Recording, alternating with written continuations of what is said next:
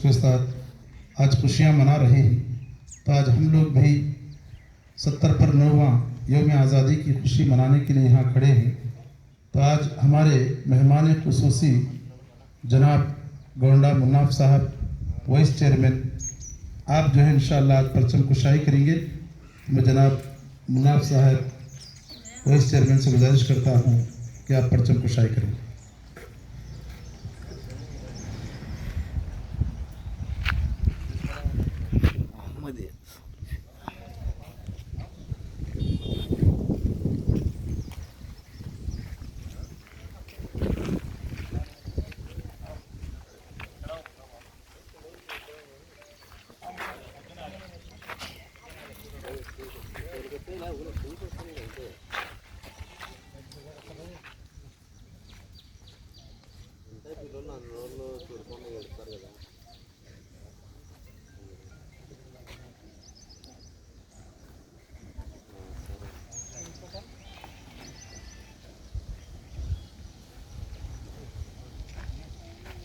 Class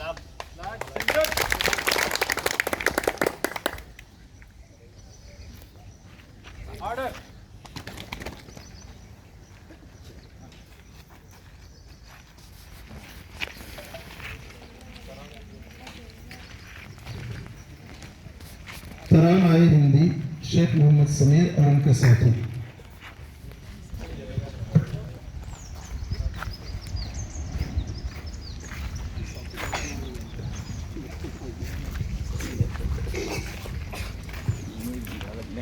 अस्सलामु अलैकुम वरहमतुल्लाहि वबरकातुहू।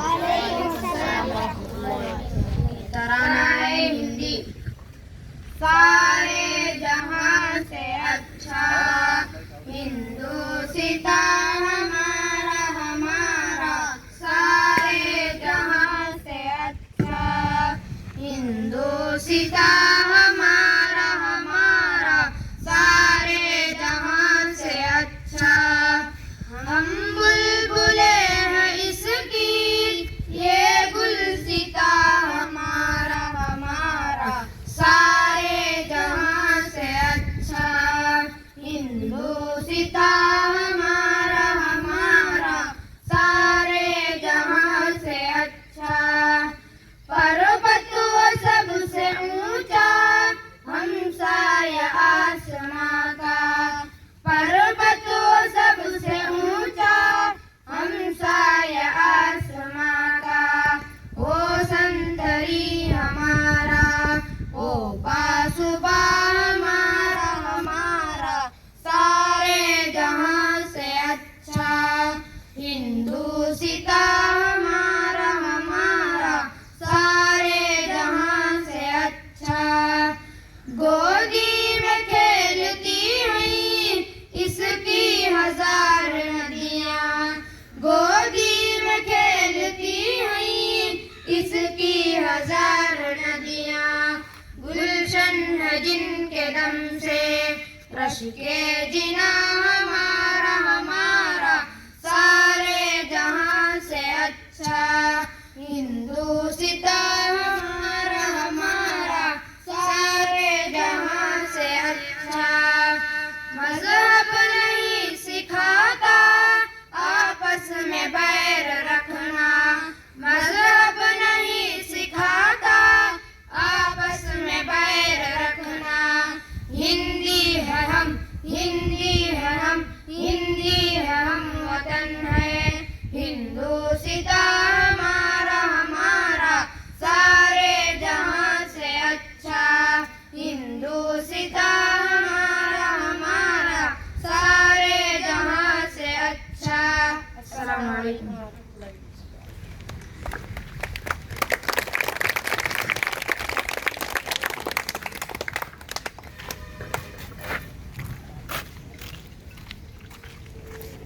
अब आपके सामने मदरसा मोहम्मदिया के तालिब इल्म अमीर हमजा बिन अहमद रसूल उर्दू में तकरीर पेश करेंगे।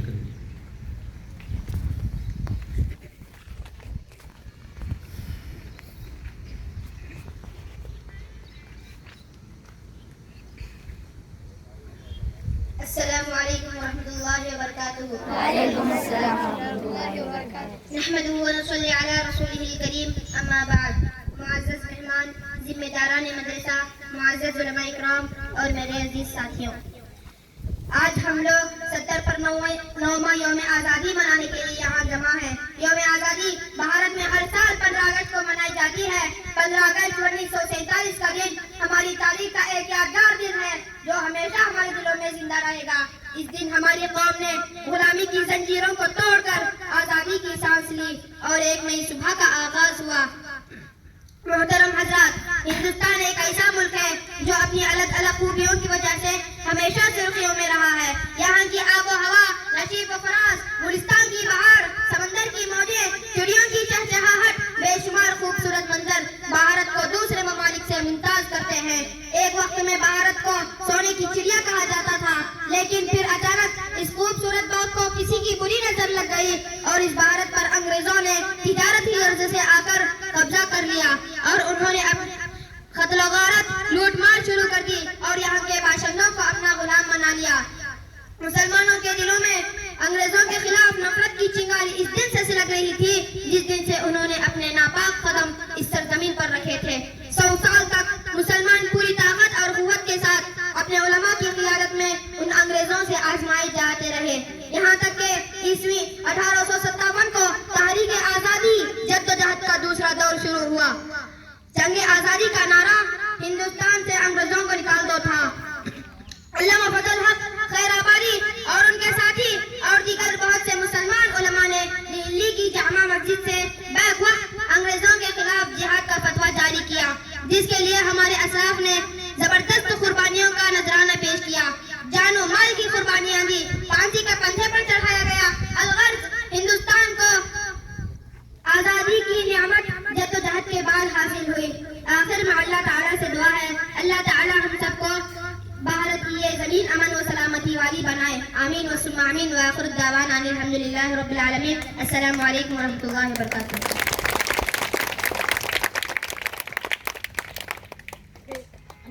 इसके बाद तेलुगु में तकरीर करेंगे शेख आतिफ बिन महमूद पाशा।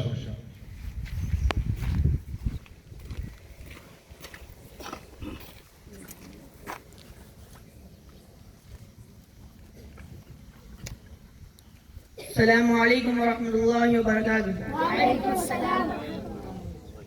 గౌరవనీయులైన ముఖ్య అతిథులు, కమిటీ సభ్యులు, ప్రధానోపాధ్యాయులు, నాతోటి విద్యార్థులందరికీ స్వాతంత్ర దినోత్సవ శుభాకాంక్షలు. ఈ రోజు మనం భారతదేశ 79వ స్వతంత్ర దినోత్సవాన్ని జరుపుకుంటున్నాము. ఇది ప్రతి భారతీయుని గర్వకారణమైన రోజు. 1947 ఆగస్టు 15న మన భారతదేశం బ్రిటిష్ పరిపాలన నుండి విముక్తి పొందింది. కానీ ఈ స్వతంత్రం ఒక్క రోజుల్లో రాలేదు. వేల మంది స్వతంత్ర యోధుల త్యాగం, ధైర్యం, పోరాటం ఫలితంగా వచ్చింది. మహాత్మా గాంధీ గారు శాంతియుత పోరాటాన్ని నమ్మారు. సుభాష్ చంద్రబోస్ గారు క్రియాశీలకంగా పోరాడారు.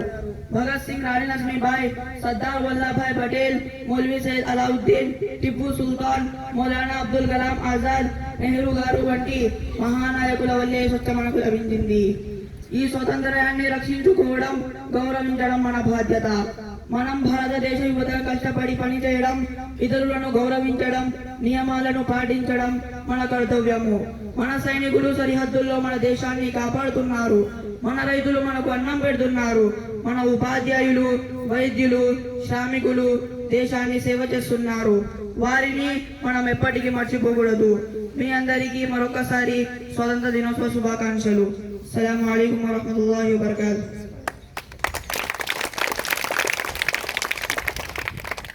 इसके बाद अंग्रेजी में तकरीर करेंगे शेख जाहिद बिन Abdul रज़्ज़ाक।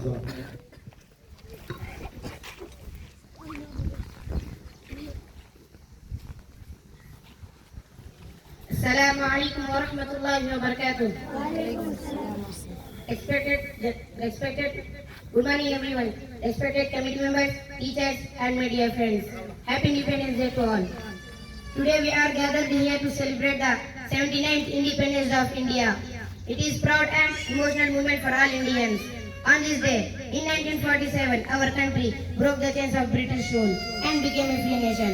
Independence was not achieved in a single day. It came after years of struggle, sacrifice, and bravery shown by thousands of freedom fighters.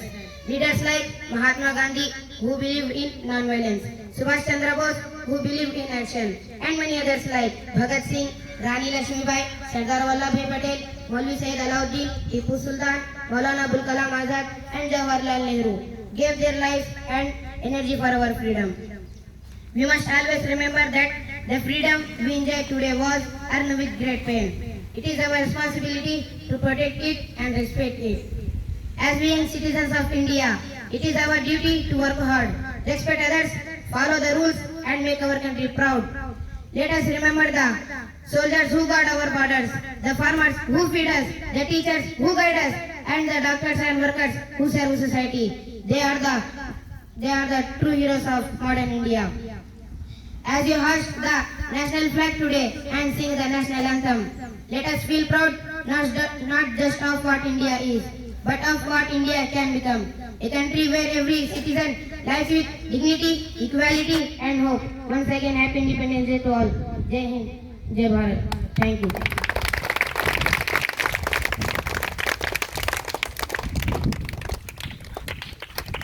इसके बाद मदरसे के सेक्रेटरी जनाब अब्दुल जब्बार साहब से गुजारिश करता हूँ कि आज़ादी हिंद के ताल्लुक से कुछ बातें बताएं। अस्सलाम वालेकुम रहमतुल्लाहि व बरकातहू। आज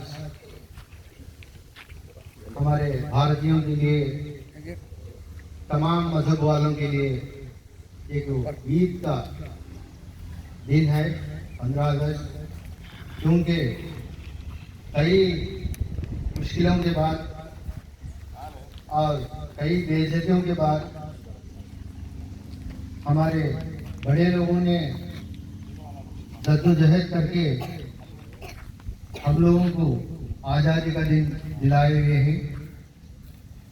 इस आज़ादी के दिन के लिए आज हमारे जो मेहमान खुसूसी और माजी municipal vice chairman Abdul Munaf साहब को और जो है सो जितने भी जो हमारे बुलावे पे लब्बैक करके उनका कीमती वक्त निकाल के जो हमारे मेहमान आए हुए हैं, तमाम लोगों को, और हमारे शहर नलीकोटपुर जमीयत अहले हदीस के अमीर समीउल्लाह साहब को, और मेरे साथ के जो कमेटी के बुजुर्गान दीन हैं, हमारे जो मदरसे के प्रेसिडेंट जो अब्दुल मजीद साहब को, और एक बुजुर्ग हमारे शबीर साहब को, और कमेटी के तमाम मेंबर्स को, और टीचर्स को, और नाजिम साहब हमारे रफीक साहब को, और बच्चों को, तमाम लोगों को मैं आज का शुभकामनाएं आने के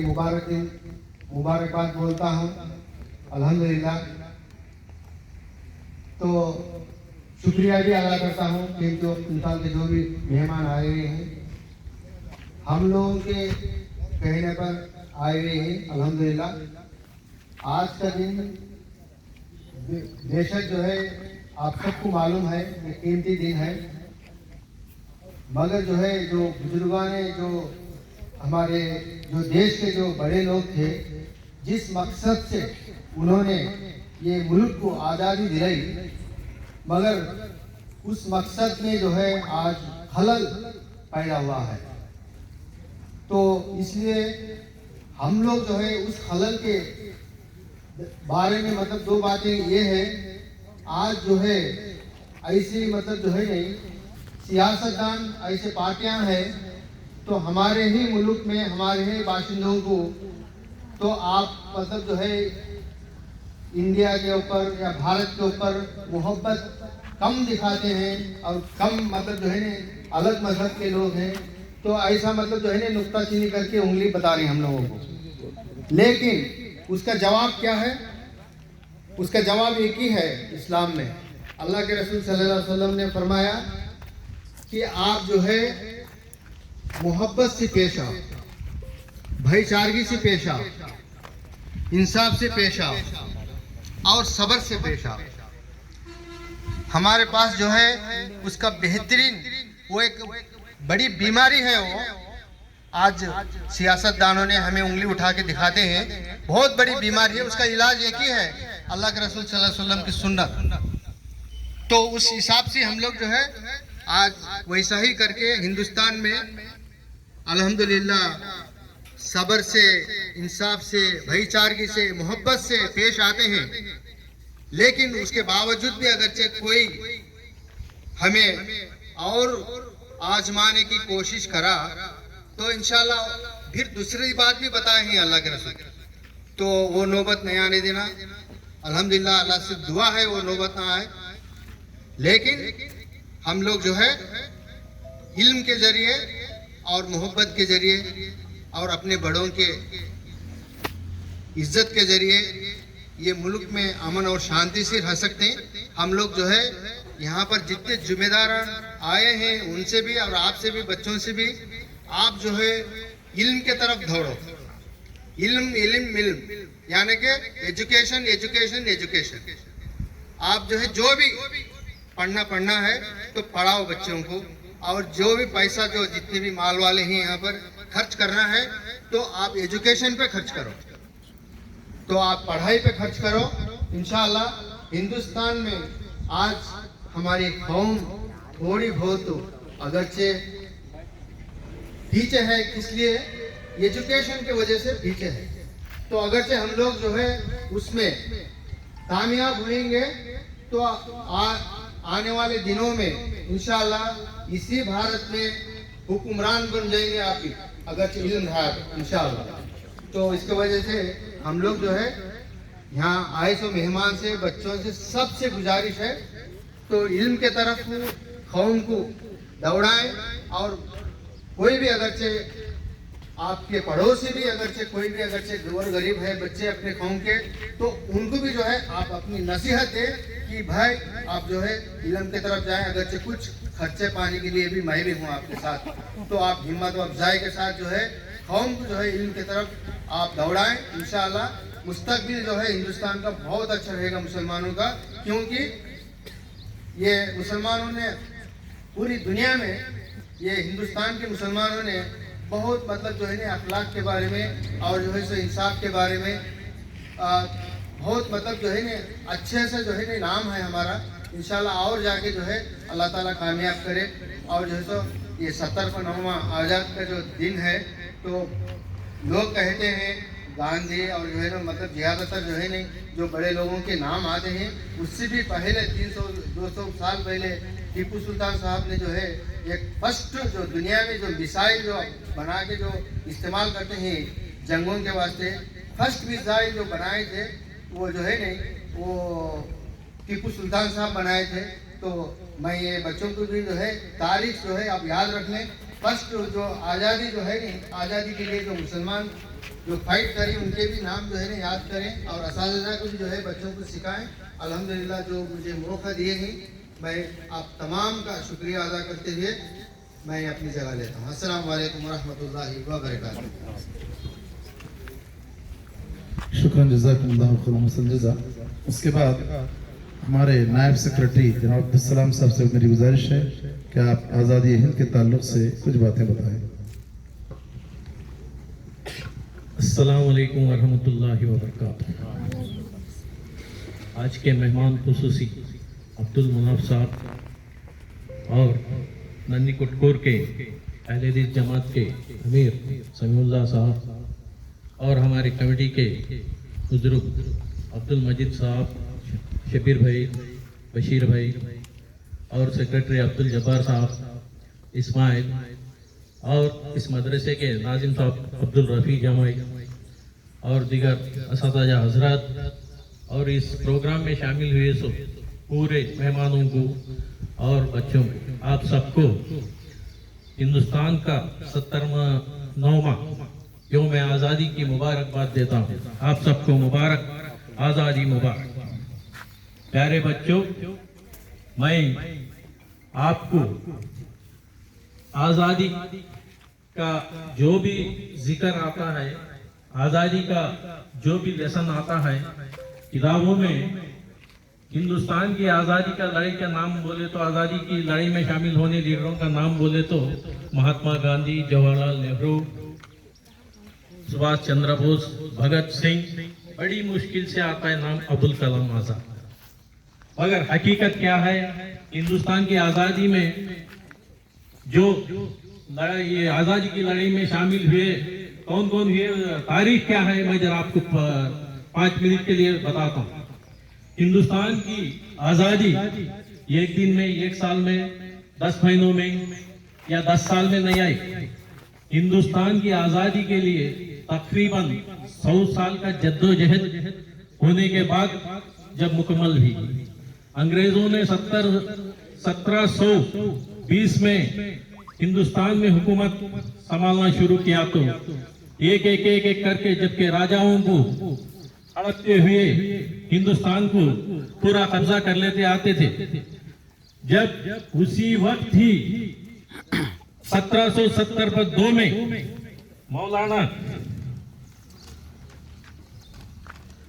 मौलाना शाह अब्दुल अजीज साहब ने फतवा जारी किया, ऐ मुसलमानों जागो, अंग्रेजों ने हमारे हिंदुस्तान पे कब्जा करने के लिए अपनी बुरी नीयत लेके आ रही।